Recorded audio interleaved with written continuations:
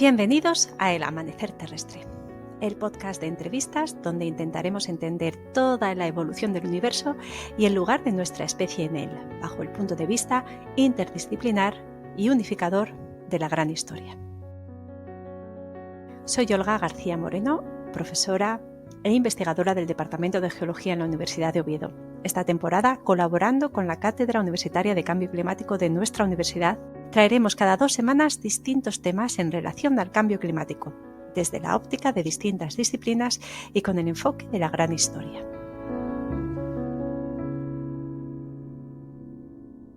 ¿Quieres saber cómo llegar a ser un aprendiz de la naturaleza frente al cambio climático? ¿Conocer el diseño resiliente o practicar la alfabetización ecológica? Pues de todo esto hablaremos hoy con Cristian Tiscornia. Cruzando el charco desde Buenos Aires a Oviedo, os presentamos a este educador ambiental, eterno aprendiz de la naturaleza y, como él también se define, persona que está continuamente buscando maneras de crear redes humanas con el objetivo de encontrar salida a esta multicrisis a la que nos enfrentamos como humanidad.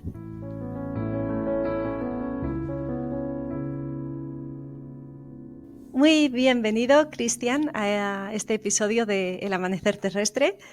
Te agradezco muchísimo la paciencia que has tenido con el lío que me he hecho con los horarios aquí en España y en Argentina. Me has tenido que hacer un doble hueco en tu agenda y estoy muy agradecida y por eso quiero darte una bienvenida muy amable y calurosa en el día de hoy. ¿Qué tal estás? Bien, muy bien. La verdad que muy contento, con muchas ganas de compartir, de seguir profundizando estas conversaciones. Y yo, sabes que hace 20 años que vivo entre Noruega y Argentina, más que nada entre Oslo y la provincia de Buenos Aires. Y siempre intentando tejer un puente cultural entre, ¿no? Entre norte-sur, entre Escandinavia y Sudamérica. Eh, Así que nada, todas estas conversaciones que nos pueden nutrir. Creo que somos tan complementarios que para mí es un placer tener este tipo de conversaciones. Pues aquí estamos encantadas de tenerte hoy. En primer lugar, y quizá ya los oyentes tengan la curiosidad porque han leído el título, ¿no?, de esta entrevista, ¿no? Aprendices de la naturaleza frente al cambio climático. ¿Cómo es esto? ¿Cómo es esto de aprender de la naturaleza? Y ese término que sale en muchos de tus trabajos y de los empeños que estás realizando en los últimos años, el término cultura regenerativa. ¿Qué es esto de la cultura regenerativa? Y ya que estamos en esta temporada con la colaboración con la Cátedra de Cambio Climático de la Universidad de Oviedo, pues ¿cómo de esencial es esto en el momento actual de cambio climático? Bueno, creo que es central porque en definitiva la crisis climática es simplemente una consecuencia, ¿no? No es la causa, ¿no? Hay cuestiones mucho más profundas que sostienen esta problemática tan compleja, diversa, sistémica, donde uno de los emergentes es la crisis climática. Yo creo que tiene mucho que ver con nuestros modelos mentales, nuestra cosmovisión, nuestra forma de pensar, nuestra forma de plantarnos como especie, como humanidad. ¿Y por qué aprendices de la naturaleza? Porque en definitiva creo que la especie humana en algún momento de su historia bastante actual, en los últimos 100, 200 años, la cultura nos ha separado del resto de la naturaleza. Y pareciera que la naturaleza está ahí para servir a la humanidad. Cuando en realidad, y que pareciera que también por una cuestión religiosa y estrictamente por una cuestión cultural, somos como la especie superior, ¿no? La más inteligente. Y eso son todas creencias que están muy arraigadas. En realidad, si uno mira al resto de las especies, están todas las especies como una perfecta sinfonía, haciendo lo que hay que hacer, generando las condiciones para la vida. Están todas en perfecta y armónica cooperación y colaboración. La naturaleza está absolutamente hiperconectada, vinculada e interdependiente. Y todas las especies en esta articulación están ni más ni menos que generando todas las condiciones para que florezca la vida.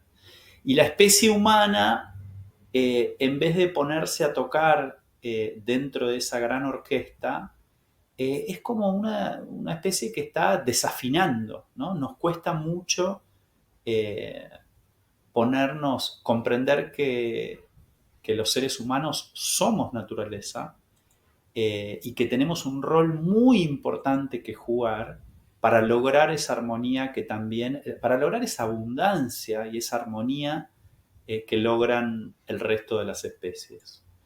Entonces, por eso nos parece tan importante tener a todas las especies, a toda la naturaleza como la gran maestra. Y yo creo que uno de los cambios culturales más importantes es entender que nosotros, la especie humana, somos naturaleza. Y que por ende no podemos hacer otra cosa que diseñar como lo que somos, diseñar para la salud sistémica como todo el resto de las especies.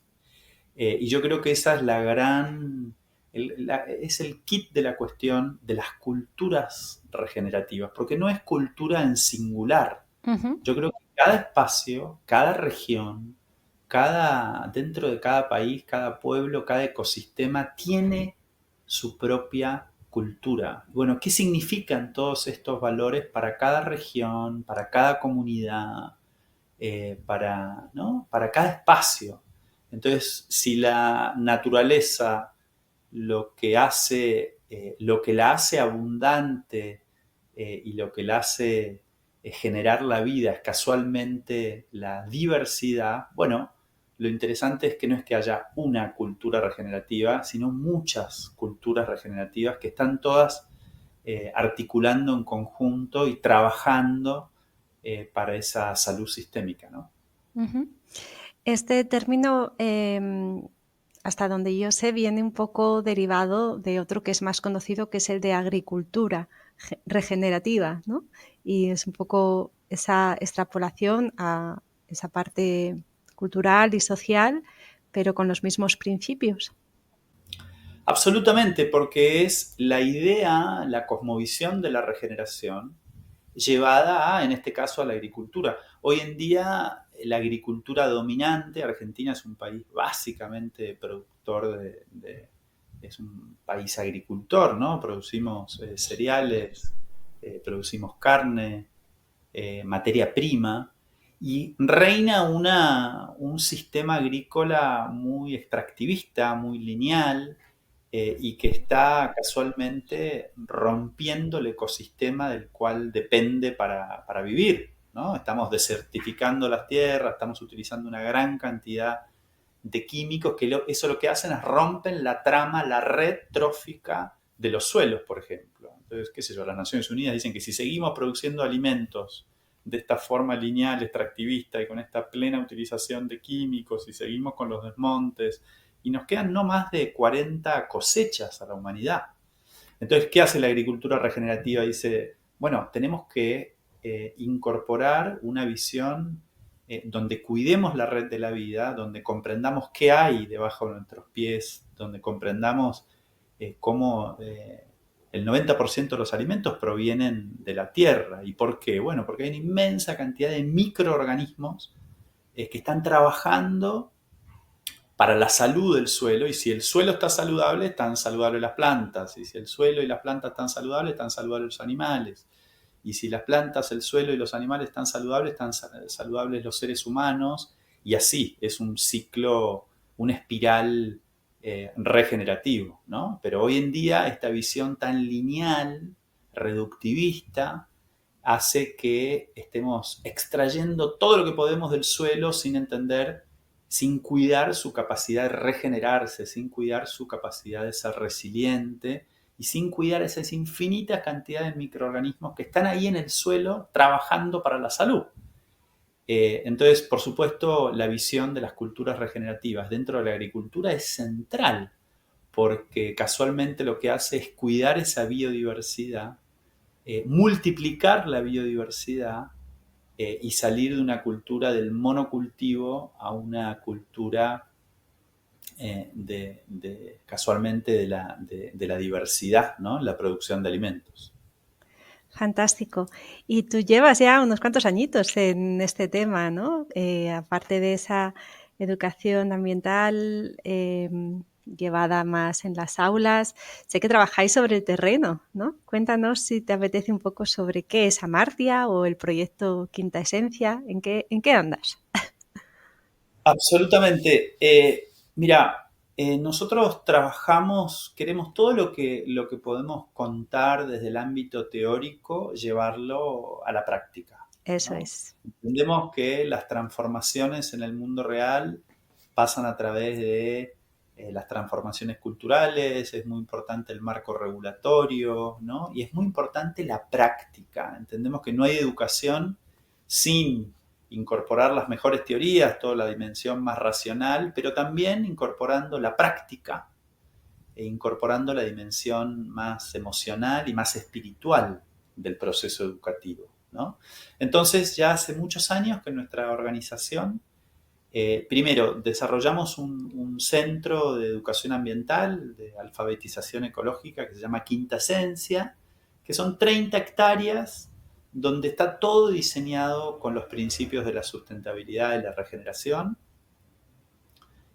Los edificios son bioclimáticos, toda la energía proviene del sol y del viento, la producción de alimentos es agroecológica. eh, la idea es que cada vez que sale el sol, cada vez que sopla el viento y cada vez que llueve, todos los sistemas del espacio se activan. Es una propia escuela. Exactamente. Ajá. Exactamente. Entonces queremos que la gente que viene a estudiar con nosotros pueda experimentar una forma de vida sustentable y regenerativa, ¿no? Pero no nada más que en un aula, sino en toda la experiencia de la gente que está en un proceso de aprendizaje. Y bueno, eso es lo que hacemos puertas para adentro, porque lo que queremos ver en la sociedad, primero intentamos vivirlo nosotros mismos, ¿no? Pero también trabajamos en un municipio de la provincia de Buenos Aires que se llama Mar Chiquita, donde está Quinta Esencia, que son 300.000 hectáreas, es muy grande, Ujú.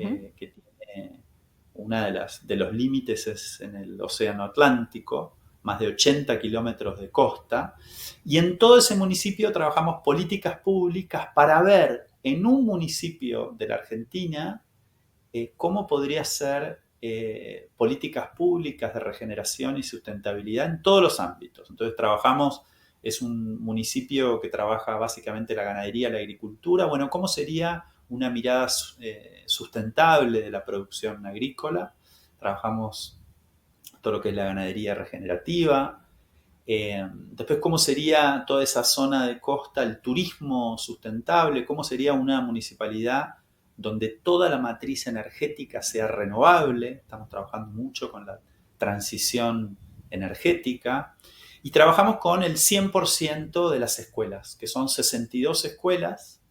Entonces queremos que todas esas escuelas sean escuelas sustentables, comprometidas con la ecología profunda, comprometidas con la cultura de la colaboración, de la cooperación.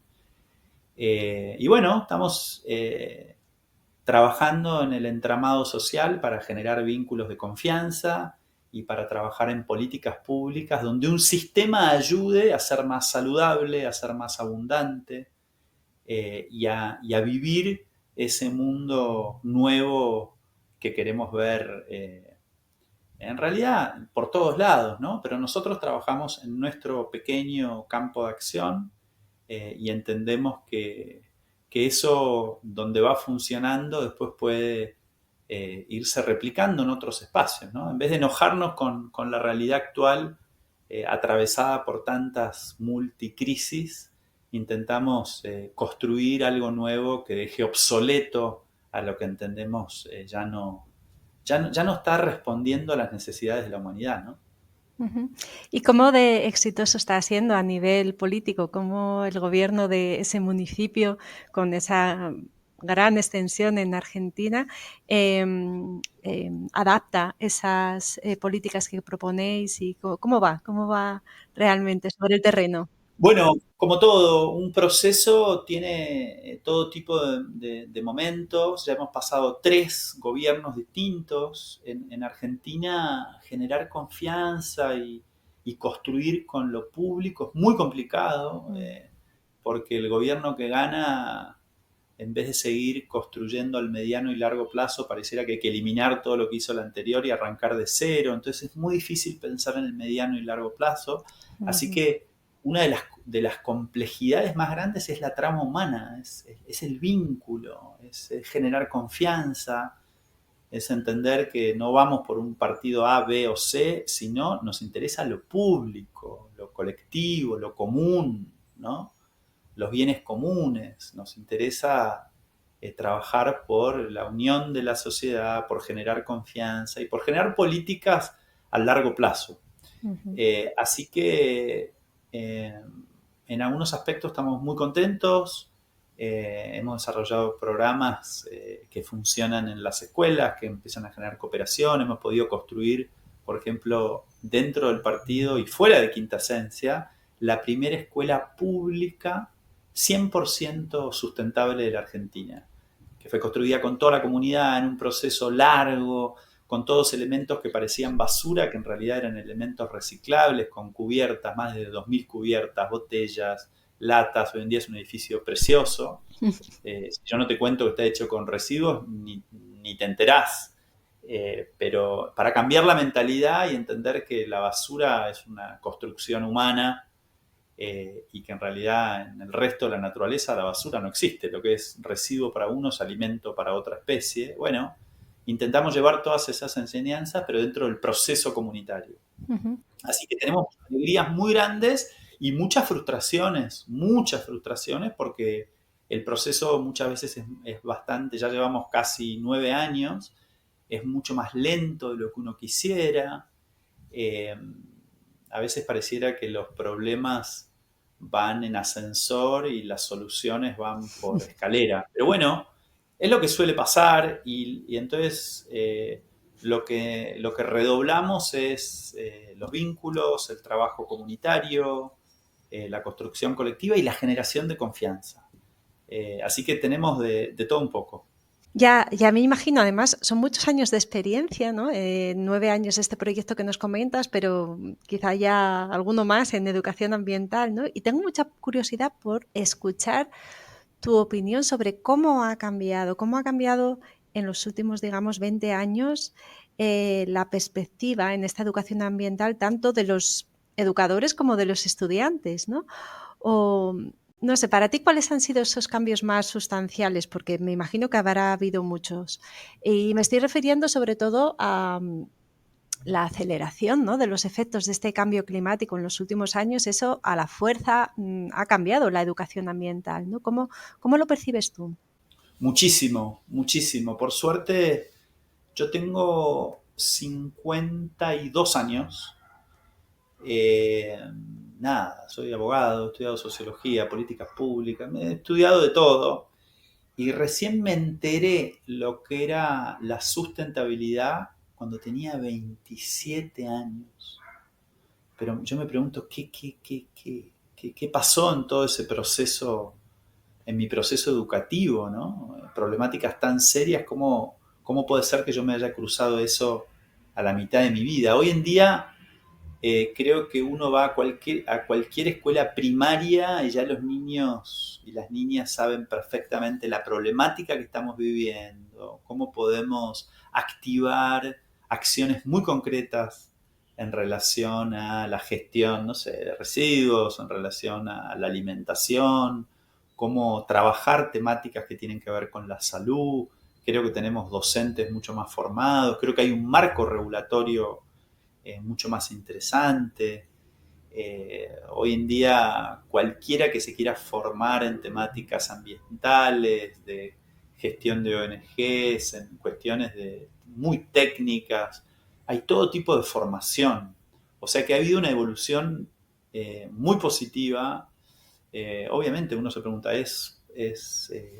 en relación al problema es suficiente? Y bueno, pareciera que hoy en día no es suficiente, pero sí hay muchos signos muy alentadores.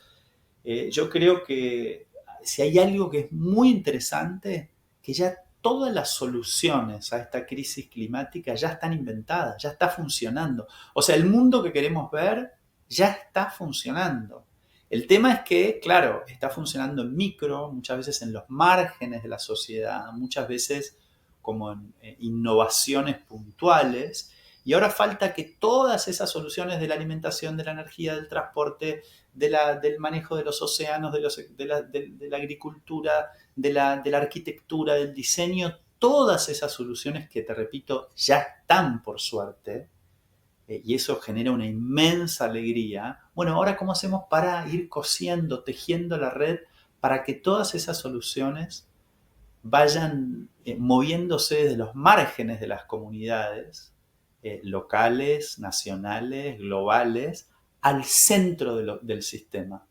Esa es la transición que estamos viviendo hoy, que empuja, nada, el trabajo de tanta gente por todas partes del mundo, desde lugares muy, muy pequeños hasta grandes urbes en todos los distintos países del mundo, ¿no? Así que yo creo que hay una gran esperanza que no tiene la raíz en simplemente nada, una corazonada o algo que uno desea, sino en cuestiones muy concretas, ¿no? Las soluciones ya está demostrado que podemos tener una matriz energética absolutamente renovable. Yo cuando te digo que en Quinta Esencia, nuestra escuela, cada vez que sopla el viento, que sale el sol y que llueve, todos los sistemas se mueven. ¿Por qué? Porque todas nuestras construcciones capturan el agua de la lluvia y el agua dulce es fundamental para la vida.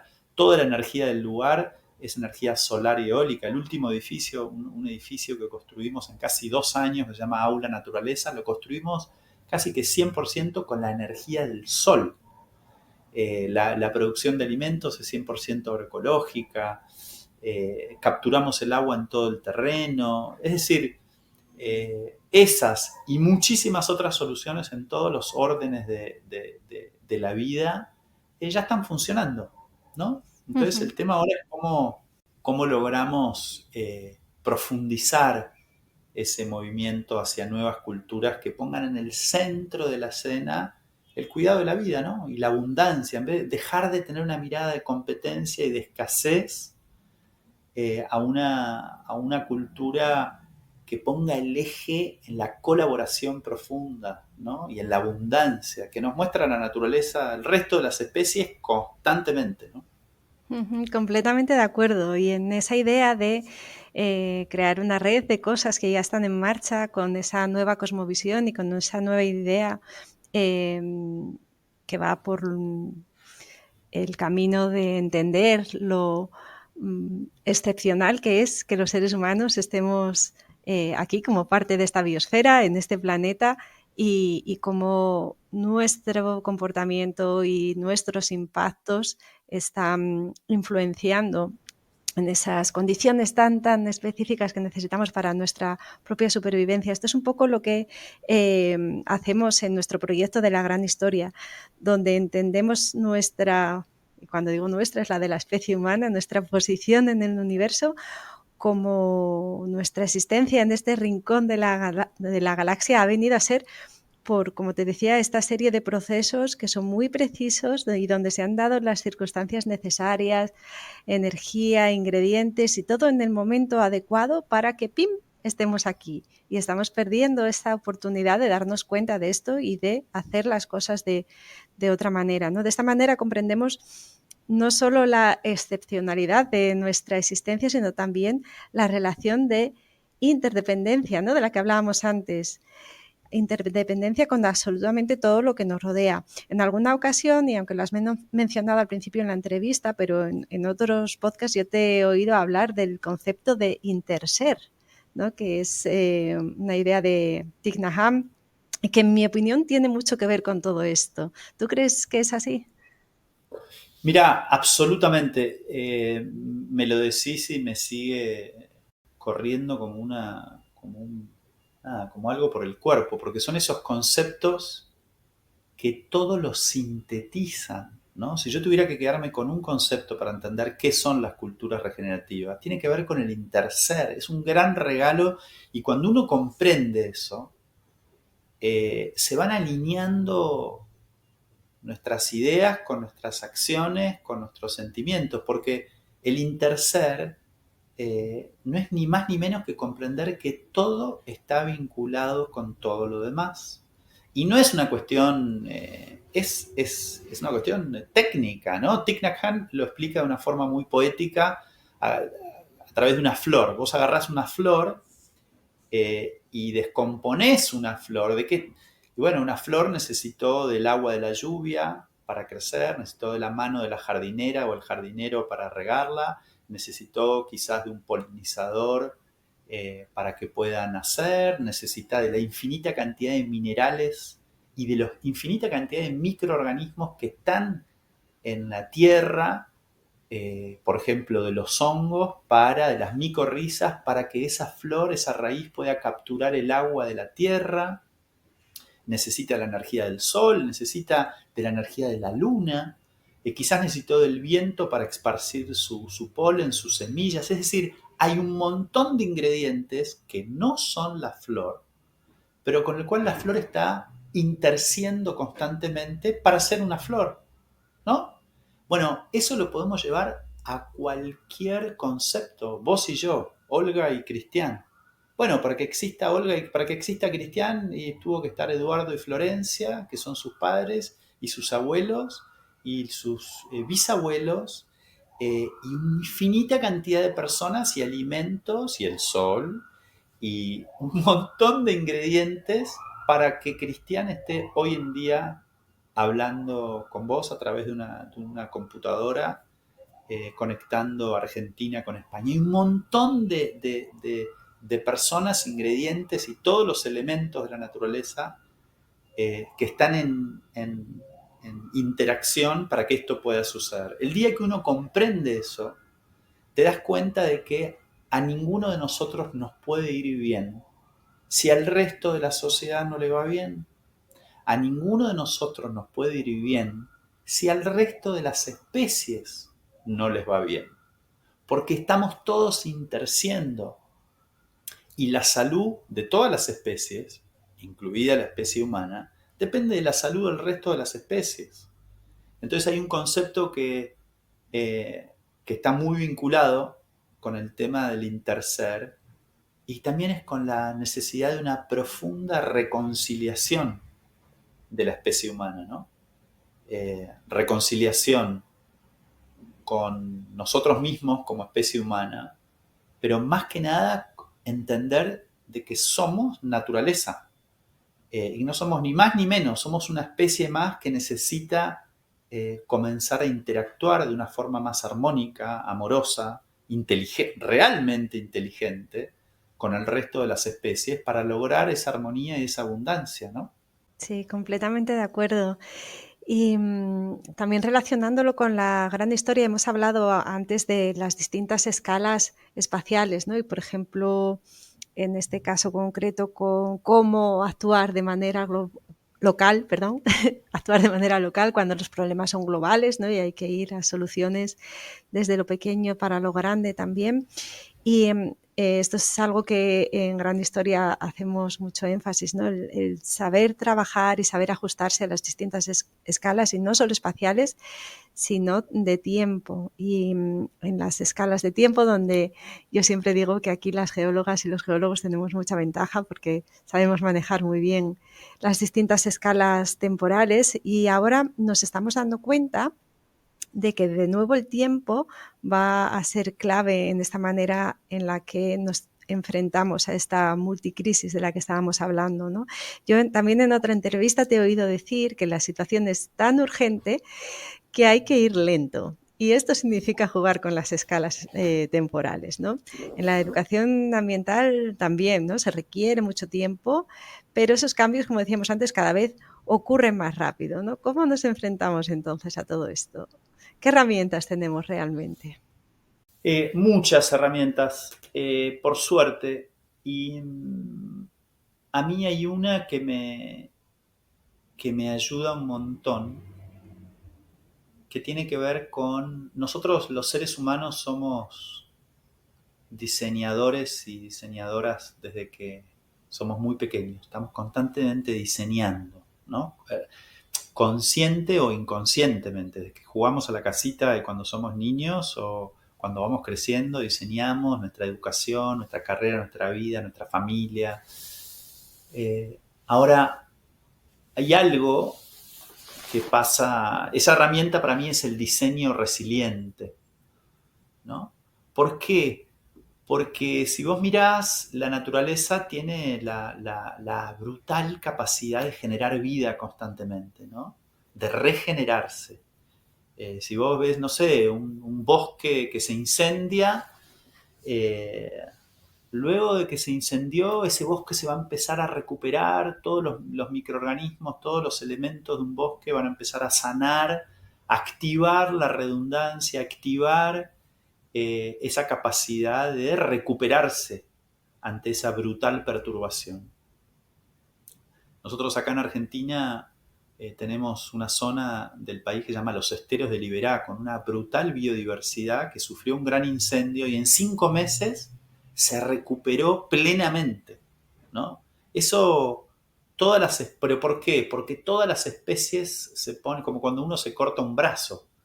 Rápidamente todo nuestro organismo pone la tensión en ese corte para recuperarse, para recuperar el tejido, ¿no? Esa capacidad de ser resilientes. Bueno, los seres humanos no solo tenemos la capacidad de recuperarnos ante un disturbio, ante un problema, pero también tenemos la capacidad de prever, la capacidad de anticiparnos, la capacidad de prevención, ¿no? De diseñar, de generar las condiciones para la salud, de generar las condiciones para la regeneración, de generar las condiciones para la abundancia. En todo, en nuestros vínculos personales, en nuestros vínculos laborales, en nuestra comunidad. Entonces creo que el diseño para la resiliencia es algo muy fantástico, ¿no? Porque nos permite comprender cómo funciona eh, la realidad, el resto de la naturaleza, nos da las herramientas para aprender a diseñar para la salud. Esa herramienta para mí es muy importante y hoy en día que estamos viviendo, ya hace muchos años, dentro de lo que se llama sobregiro ecológico, es decir, la humanidad consume recursos y genera una contaminación mucho más rápida y más grande de lo que la naturaleza puede regenerar y absorber, ¿no? Absorber en relación a la huella de carbono. Eso se llama sobregiro ecológico. Entonces, el diseño resiliente nos ayuda a diseñar para vivir dentro de los límites planetarios, ¿no? Entonces, eso es fundamental para desarrollar lo que se llama economía circular, para desarrollar un tipo de sistema, un nuevo sistema de producción y consumo, ¿no? Para repensar nuestros vínculos, nuestras relaciones. Yo creo que esa herramienta es apasionante y nos permite casualmente eh, llevar adelante esta cultura del interser, ¿no? Muy bien. Si te parece ahora, Cristian, vamos a volver a algo que hicimos en el primer episodio de esta temporada con Fernando Valladares, que es un poco hacer un repaso de conceptos, ¿vale? Sobre cambio climático. Y habíamos hablado con él sobre cambio global, cambio climático, calentamiento global, y nos habían quedado algunos que también seguro que a la gente les va sonando, están en todas las noticias, en todas las políticas ambientales que se están tomando en muchas partes del mundo y se refieren a los conceptos de mitigación, adaptación y resiliencia a este cambio climático. Si hablamos de mitigación, entendemos de una manera muy sencilla, podríamos hablar de cómo podemos centrarnos, por ejemplo, en reducir las emisiones de los gases de efecto invernadero, pues para mitigar ese cambio climático y frenar así de raíz ese cambio. Sin embargo, cuando hablamos de adaptación, buscaríamos medidas, ¿no?, de comunidades y ecosistemas para poder hacer frente a esos impactos adversos que están ocurriendo por causa del cambio climático. Cuando hablamos de resiliencia, y antes ya mencionaste un poco este diseño resiliente, ¿exactamente a qué nos referimos? Bueno, qué buena la pregunta, porque creo que hoy en día este concepto de resiliencia se está como poniendo muy de moda, ¿no? Se escucha por todos lados y bueno, ¿de qué hablamos cuando hablamos de resiliencia? Es un concepto que surge desde la física, ¿no? Cuando un metal se puede recuperar luego de un choque. Después, si lo utilizamos en ámbito más de las ciencias sociales, es recuperarnos de un trauma. Y después, si uno lo mira más de una dimensión ecológica, bueno, también tiene que ver cómo la naturaleza puede mantener el equilibrio, ¿no? Cómo puede la naturaleza. Si hay algo fijo, si hay una de las pocas cuestiones que estamos convencidos, es que todo está en movimiento y en constante transformación. Entonces, la naturaleza, ¿cómo hace para recuperarse de una secuencia, de alguna perturbación y cómo hace para recuperar el equilibrio, ¿no? Y también tiene que ver con no solo recuperar el equilibrio y la estabilidad, sino la capacidad de transformación, porque muchas veces volver al estado original no es deseado, porque quizás el estado original no era algo positivo. Entonces, la regeneración tiene que ver, la cualidad de la resiliencia para la regeneración, que es muy importante, es también cómo recuperar el equilibrio y cómo podemos transformar, ¿no? Entonces, el diseño resiliente nos ayuda a ver que tanto ecosistemas como sociedades humanas estamos tan vinculados que no pueden verse por separado, ¿no? Porque no hay ecosistema que no haya sido transformado por el ser humano y no hay ser humano que no necesite de la naturaleza para existir. Entonces, el diseño resiliente nos ayuda a verlo como una unidad que está absolutamente interconectada, interdependiente. Eh, entonces ahí se mete el pensamiento resiliente, que el pensamiento resiliente es lo que decíamos antes, es la capacidad también de anticiparnos, de diseñar para la salud, de prever, de tener una mirada sistémica, ¿no? Y acá hay algo que es central, que está muy vinculado con la resiliencia. Hay uno de los principios del diseño resiliente. Sabes que hay un centro en Estocolmo, el cual yo admiro mucho, que se llama eh, Centro de Estocolmo para la Resiliencia, donde estudian, bueno, cómo hacen los ecosistemas para recuperarse ante una crisis, ¿no? ¿Cuáles son esos principios? ¿Qué se activa dentro de un ecosistema para recuperarse? Hay algunos principios básicos, ¿no? La biodiversidad, como decíamos antes, es central. Cuando hay un sistema que es muy, muy biodiverso, tiene mucha más salud. Entonces le va a ser mucho más fácil recuperarse ante una situación adversa. Eso pasa en todos lados, lo ves en el trabajo. Mientras más biodiverso sea el grupo, bueno, mayor cantidad de miradas y mejores soluciones. Mientras eh, ¿no? Mejores las articulaciones, mientras más en un cuerpo saludable, mientras más saludable esté, no sé, el ecosistema de microorganismos que tenemos en los intestinos, por ejemplo. Vos sabés que el bioma, esa cantidad de microorganismos que tenemos, que están en el suelo, también están dentro de los intestinos, ¿no? Todos esos microorganismos que están trabajando para la salud de un suelo saludable están dentro de nuestros intestinos. Mientras más biodiverso sea esa cantidad, ese microbioma humano, bueno, más saludables vamos a ser eh, y más vamos a poder resistir, por ejemplo, no sé, una enfermedad o recuperarnos más rápidamente. Mientras más débiles estemos, más difícil va a ser. Entonces la resiliencia, básicamente el pensamiento resiliente es la capacidad de anticiparnos, de prever, de imitar a la naturaleza. Y hay uno de los condimentos básicos que tiene que ver la constante vocación por el aprendizaje, por aprender, por incorporar esta vocación de ser constantes aprendices, ¿no? Porque como todo está en constante evolución y cambio y transformación, lo que muchas veces dicen que los problemas de hoy son las soluciones de ayer, porque la situación cambió y seguimos aplicando soluciones que ya no funcionan. Porque quizás funcionaron ayer, quizás funcionaron hace 10 años o hace 15, pero la situación cambió de tal manera que hay que encontrar nuevas soluciones. Entonces la vocación de ser aprendices, de estar incorporando conocimiento constantemente, es central para la resiliencia.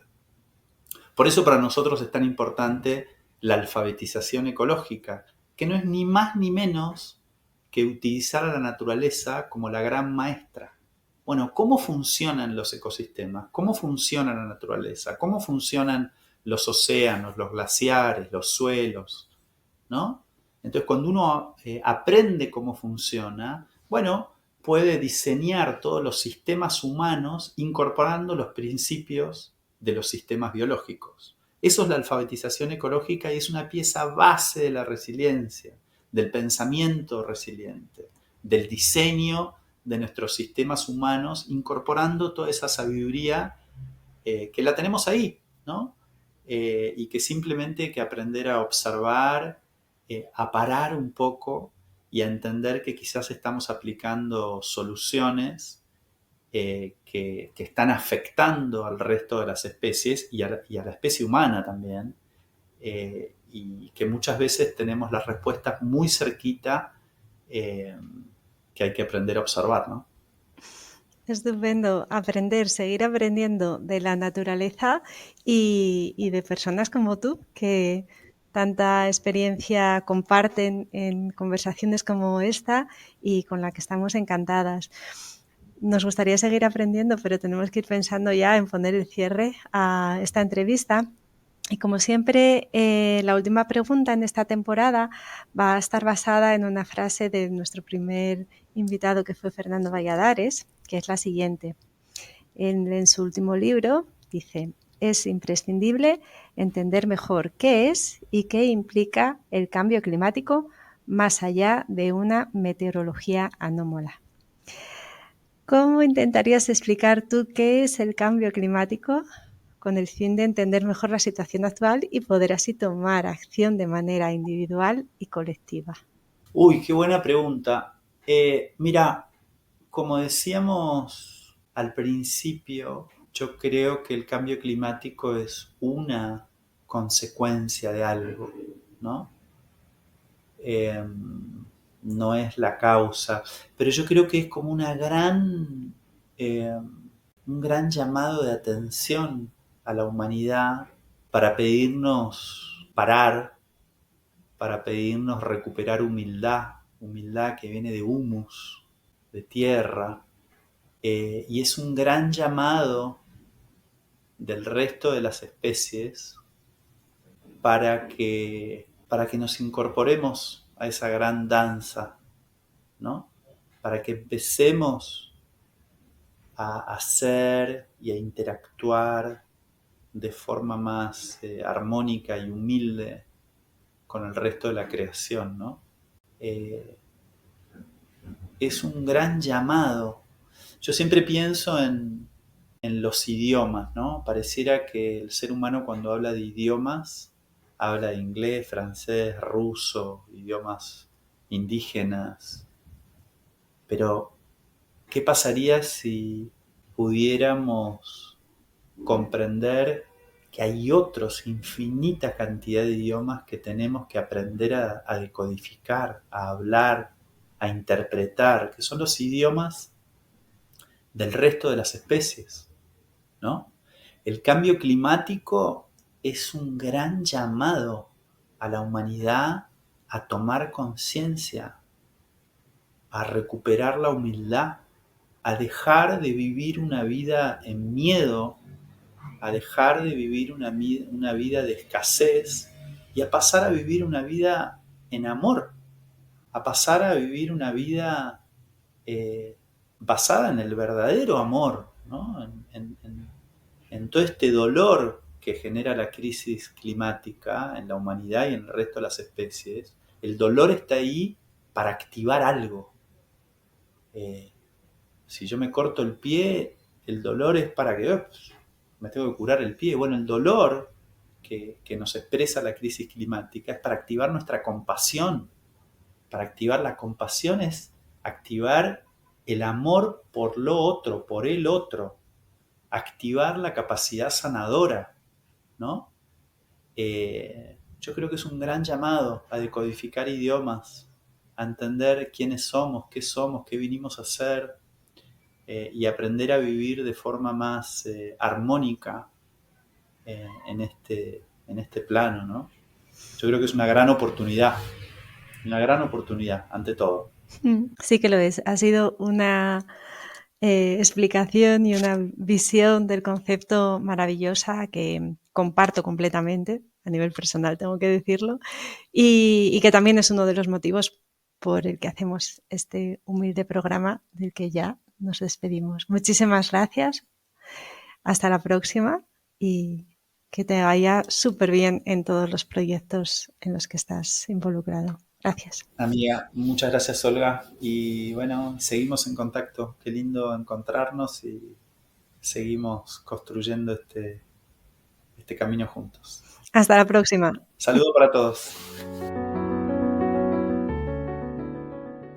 Y hasta aquí esta inmersión en la cultura regenerativa y la comprensión de que somos parte de la naturaleza y cómo el cambio climático es, como reflexiona Cristian, ese llamado, ese aviso que hemos necesitado como seres humanos, tan entretenidos con nuestras historias, nuestro día a día, nuestras prisas, para darnos cuenta de que hay algo que no estamos haciendo bien y que olvidarnos de que formamos parte de la naturaleza nos está acarreando ciertos problemillas para nuestro propio bienestar en este planeta.